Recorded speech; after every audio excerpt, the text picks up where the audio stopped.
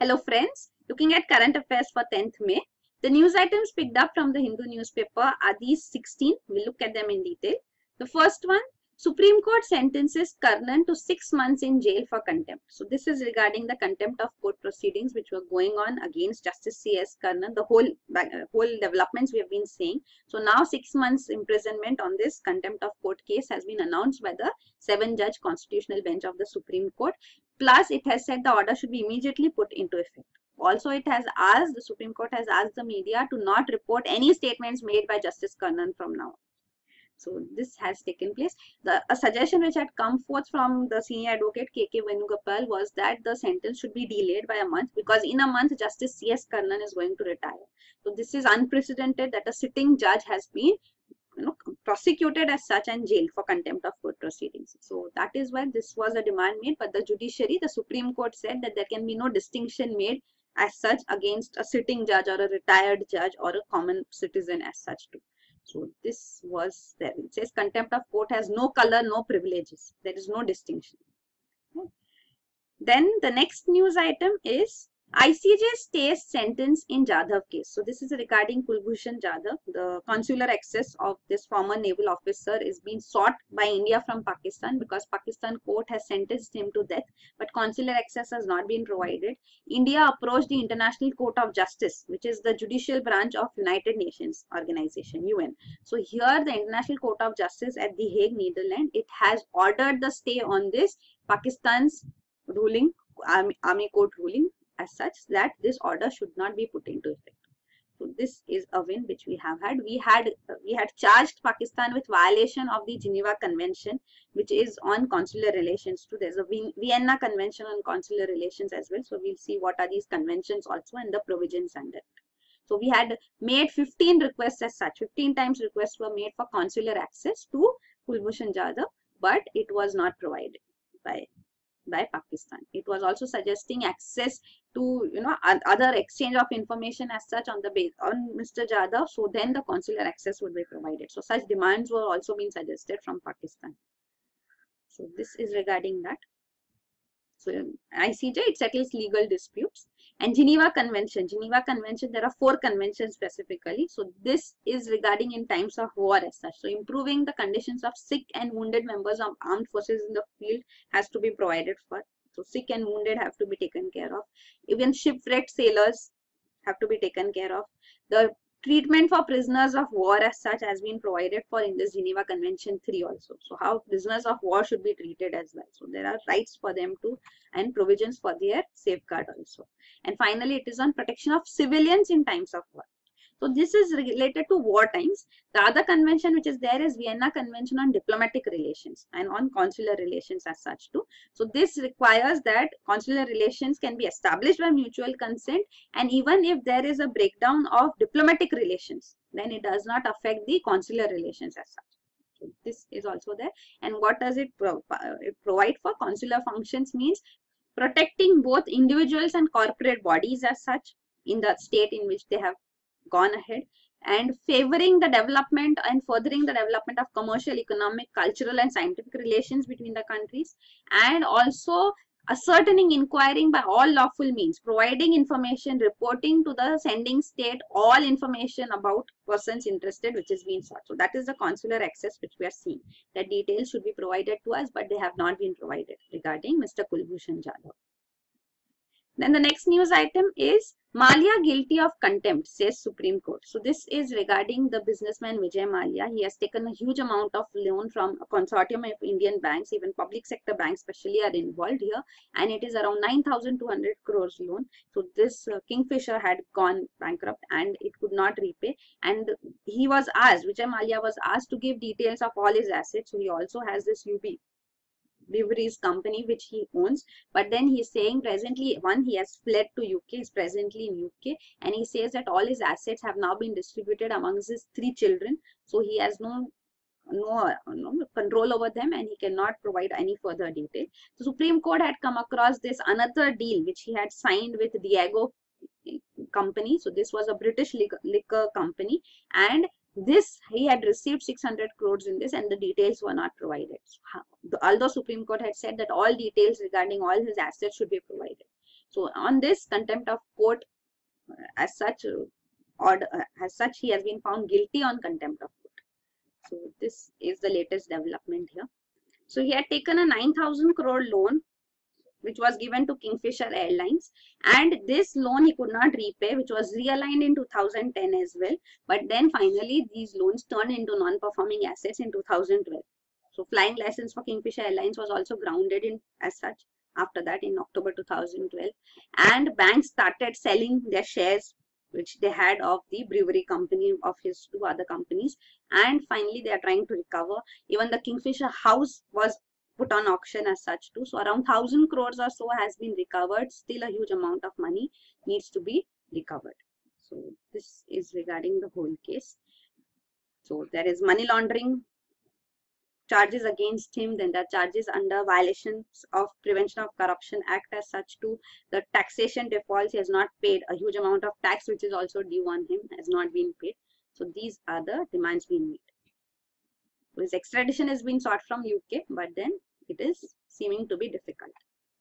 Next is Niti Aayog shelves AP port project. So this is regarding a greenfield port. A greenfield port means a port which is established from scratch. So this was the port proposed at Dugarajapatnam in Andhra Pradesh, in Nellore district here. So this project was also mentioned in AP Bifurcation Act of 2014, but then this project has not taken off. Niti Aayog has scrapped this project because of it not being technologically and financially viable.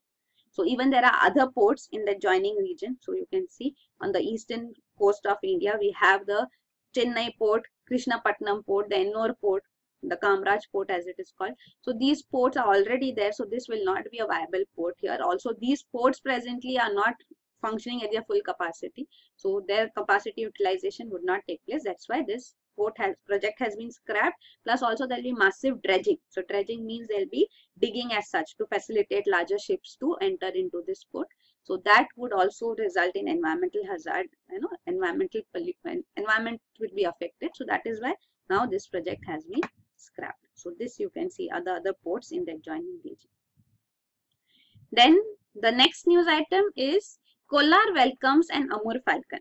So this is regarding Amur falcon, which is a bird as such. It lives in Siberia, northern China, the Mongolian region there too, and it migrates in large flocks through India into South Africa. So in winters it reaches South Africa, and after that again it goes back to its home place. So here the diet basically also it consists of insects such as termites, and this Amur falcon has been moving across India. You can see, so from this region it goes down till South Africa. So it moves through India. It's generally seen to move across the Ganga plain. Sometimes it has been seen to move through the southern region also. And for the first time, the news presently that it has gone through, it's presently passing through Kolar goldfields in Karnataka. So it does a 22,000 kilometer journey from its place, habitat in northern Mongolia to southern Africa. So generally they fly across Gangetic plains towards Nagaland, but then they are shifting their route also is being studied now. So India is also having a project here in which they have put these trackers on them. So tracking is being done using the satellite information regarding their route. So this is being studied. So it's also known, it's famous, Amur falcon is famous for this long migratory route which it takes during winters. Then the next news item is a dry Kabini fails to draw elephant herds this year. So this is regarding Kabini backwaters. This is in near Nagarhole, Bandipur reserves which are there in Karnataka. So this is a pit stop for animals who migrate from the dry forest region to moist forest region during summers. And this is where even elephants are found in huge numbers especially. But presently Kabini backwaters are seeing animals not coming forth because of extreme drought condition. This is the news. Next, processed foods, FSSAI panel. So this is Food Standards and Safety Authority of India. So this authority had set up an 11-member committee of medical experts and nutritionists, and their report has come forth, and they have said that FSS, fat, salt and sugar, they should be there should be put restrictions on them. There should be taxation for these commodities. Plus also TV shows and channels aimed at children should not have advertisements of these commodities. It has also suggested celebrities should not endorse them. And finally, we should move towards banning these commodities, these processed food products, as has been done by various countries like Chile also. So this is the suggestion coming forth. Also, the proportion of these food constituents should not exceed the guidelines which World Health Organization and ICMR has endorsed. So it should not be taken in huge quantity. Also, a study which has been done shows that low income group consumes more of such fried snacks and sweets than high income groups.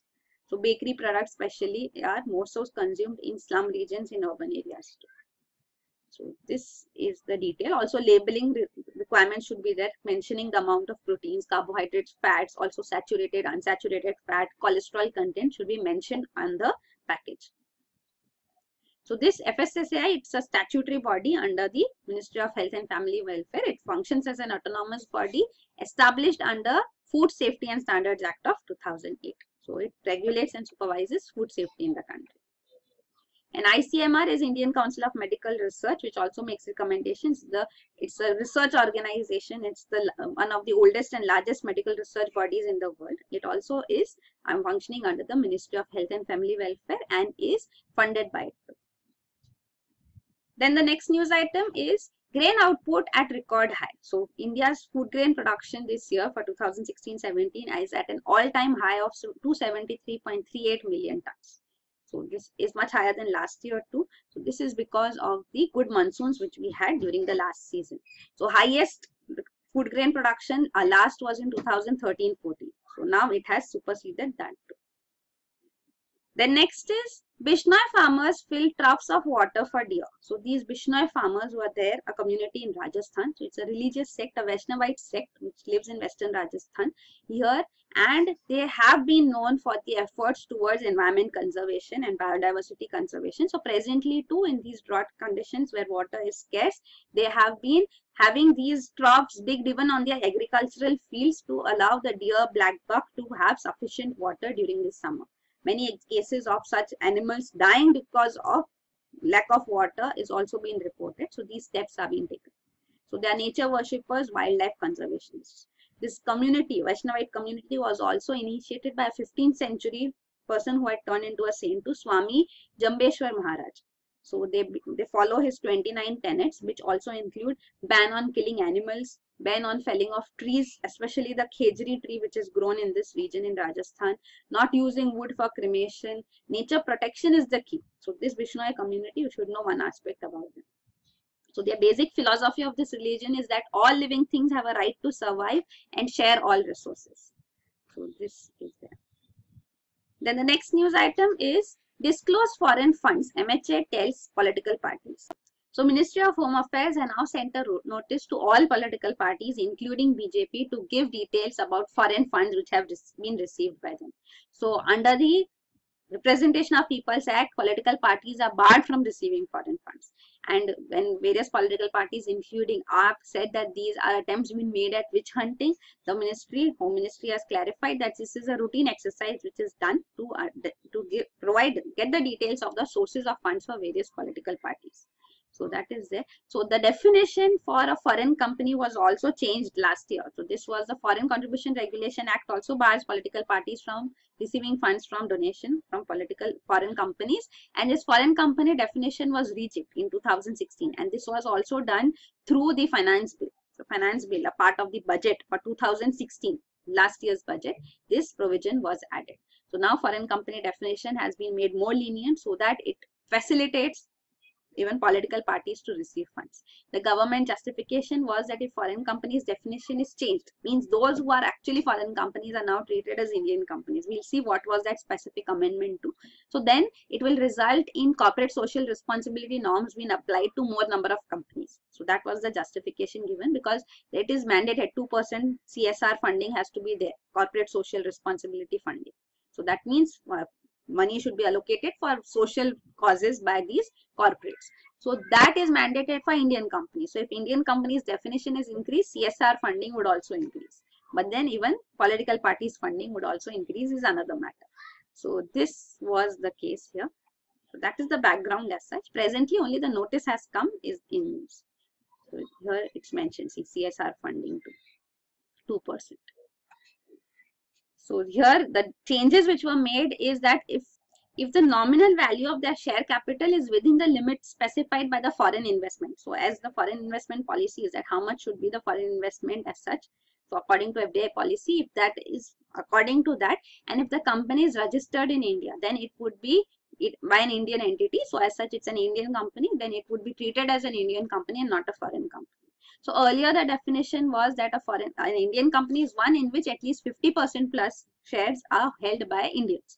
But then shares as such, it keeps on fluctuating. So the government changed this definition and says that if it's registered by an Indian in India, then it is an Indian company as such, and the foreign investment which is coming in, that is also allowed under the law. So it would be treated as an Indian company. So when the ambit for foreign company definition is restricted and Indian company definition is increased, then such Indian companies can make donations to political parties. So that was, and also another controversy was that this was put into effect from retrospectively, means from previous date as such. So actually there was a court case going on this matter, that political parties had received foreign funds, and that is why the government changed the definition as like this, so that the case also becomes defunct because it does not apply, because law has changed and law has changed from retrospective effect. So that was the whole controversy here.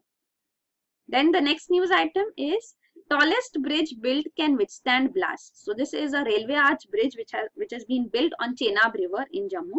This is the world's tallest railway arch bridge which is being constructed. So this has been delayed quite for long now. It was initiated in 2004. The target was 2007, but it has missed targets several times, and now it is proposed to be ready in some time. So this project has been undertaken by Konkan Railway Corporation Limited. So it's a 1,200 crore Chenab Railway rail bridge project. So it has another specific feature is that it has the capability to handle high intensity blasts, also the worst possible natural disaster as such too. Even high level TNT, trinitrotoluene blast load can be withstood by it. So that is how this bridge has been built. It is only around 60 kilometers away from Pakistan border. This is the bridge, an artist's impression of the bridge. It is being constructed. The construction is in progress. You can see that. Then the next news item is supply of HIV drugs for children hit. So this has been in news earlier too. Lopinavir, which is a HIV drug for children. So it's a syrup and the sole manufacturer for it in India was Cipla Pharmaceuticals, but it stopped production of this because of non-payment of dues by the government. So under the HIV program of the government, this Lopinavir has not been registered as such. So the NACO, National AIDS Control Organization, has also requested the government to hasten this process, fast track this process of registration, but that has not been accepted. So Lopinavir is a drug which is specifically manufactured for children suffering from HIV because it's a mild version of this drug for HIV.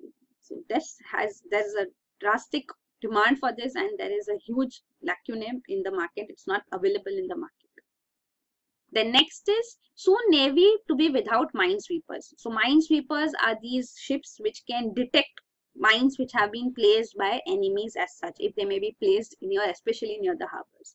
So these minesweepers, the two which we had in service, INS Karwar and INS Kakinada, they have been decommissioned presently after 31 years of service. And 4 other minesweepers which we have in our services will be retiring next year. So we are in dire need for these minesweepers. Navy officials say that this issue is being addressed and the deals presently are in their final stages. So we have not finalized deals yet is the issue. So these minesweepers are crucial if mines have been placed, explosives have been placed near the harbors which can damage and target our ships as such. The next is RBI places restrictions on loss-making IDBI. So state public sector bank as such, IDBI. This has been put under restrictions by RBI because of it being a loss-making entity. So branch expansion, distribution of dividend will be restricted as such too. So this has been done on the basis of the level of net NPAs which it has, return on assets, and the capital adequacy ratio requirements. So if these are breached, then restrictions would be imposed by RBI. The next is India to replace Maitri station in Antarctica. So Maitri is a research station of India in Antarctica which replaced the Dakshin Gangotri, which was the first research station India established in Antarctica in 1983. So now plans are to replace this Maitri research station also in next 2-3 years. So we are expanding our research activity in Antarctica. We are also procuring a ship with ice cutting capacity. So that is the news. NCAOR, this is National Center for Antarctic and Ocean Research, is the authority under which Antarctic Program of India is implemented. It's under Ministry of Earth Science. So we have also signed the Antarctic Treaty and we have constructed the first base which has been replaced because of ice melting. This became unviable. So Dakshin Gangotri was replaced by Maitri in 1990. The third research station which we had established was in 2015, Bharti. So these are bases. So we have undertaken research programs here on atmospheric, biological, chemical, medical science related studies are being done. So it's a scientific expedition. So you can see here. So we are located here. So this is Dakshin Gangotri which was here, Maitri located here. Then the next news item is the last one. Now turn any surface into a touch screen. So these are researchers from US who have developed this spray paint. So if this spray paint is put on any surface, a furniture, a wall, so that surface can turn into a touch screen. So this material, it contains electrically conductive coatings or materials here in this. So when a finger is touched on it, so by using this technique of electric field tomography, so a shunting effect takes place. So finger touches the touchpad means the shunting of a bit of electric current to the ground takes place, because of which it can be detected and it can be used as a touch screen. So this is the new technology called electric which has been developed. So these are the news items. Thank you.